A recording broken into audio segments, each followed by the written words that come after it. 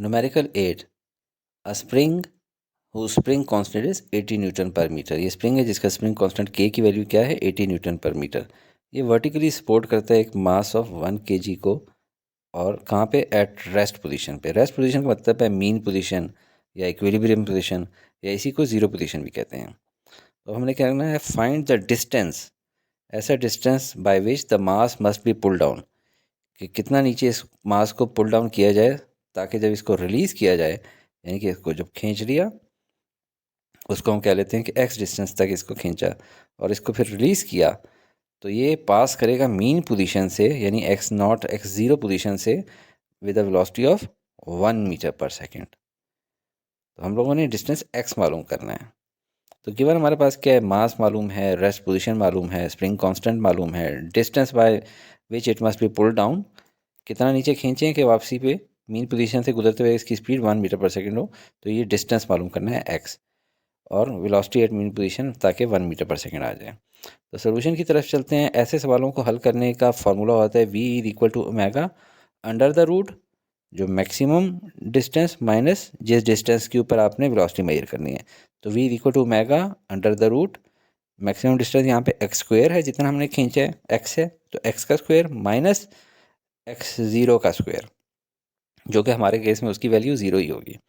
ज़रा देखें ये फार्मूला बनता कहाँ से। ये एक मैंने वीडियो बनाई है, छोटी सी है, इसके डिस्क्रिप्शन के अंदर इसका लिंक गिवन है, अगर आप देख लें तो आपको बहुत अच्छे से समझ आ जाएगा। इसमें मैंने दिखाया था कि वी एक्स, कि ये जो पॉइंट सर्कल में घूम रहा है ये वाला मास, इसकी प्रोजेक्शन इस नीचे डायमीटर वाली लाइन पे बन रही होती है।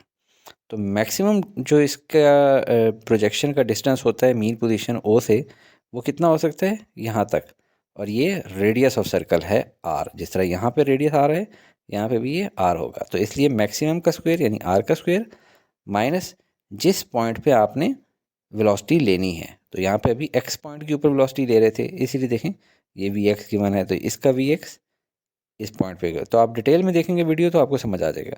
यहाँ पे एक छोटा सा सरसरी और दिखा दूँ कि आप फॉर एग्जांपल देखें कि नीचे की तरफ स्प्रिंग्स को खींचा हुआ है, कितना नीचे तक खींचा हुआ है, एक्स नॉट एक्स ओ तक, और हमें कहा जाए कि यहाँ पे जब गुजर रहा हो तो तब क्या स्पीड होगी। तो इस जगह पर तक फासला कितना है मीन पोजीशन से, एक्स, टोटल कितना खींचा था एक्स ओ, और यहाँ पे क्या है एक्स। तो अब हमारा फार्मूला हो जाएगा v is equal to omega under the root x o का स्क्वायर माइनस एक्स का स्क्वायर।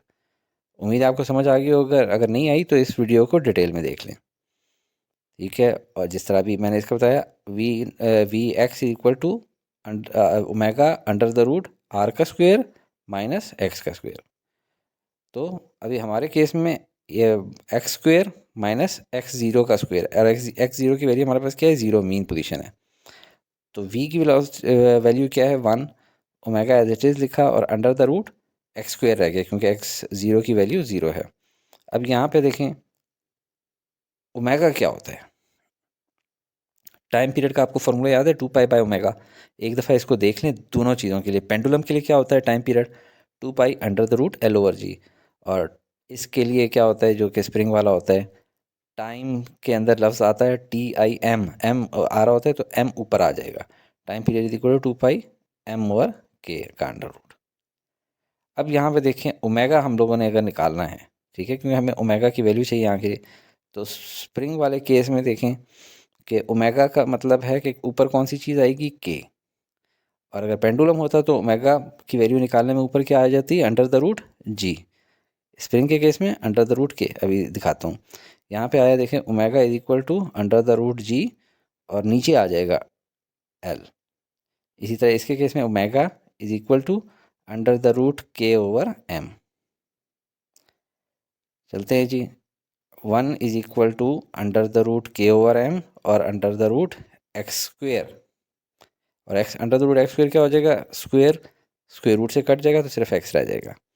वैल्यूज पुटिंग कर लेते हैं, 1 is equal to under the root 80 divided by 1, 80 हम लोगों को के गिवन है और 1 मैथ्स की वैल्यू है, और एक्स साथ आ गया।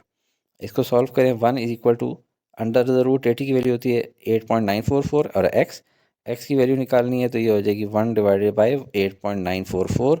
इससे एक्स की वैल्यू आ जाएगी हमारे पास 0.11 मीटर, यानी एक्स 0.11 मीटर अगर स्प्रिंग को खींचा जाए और फिर छोड़ा जाए तो मीन पोजीशन से गुजरते वक्त उसकी वेलोसिटी होगी 1 मीटर पर सेकेंड।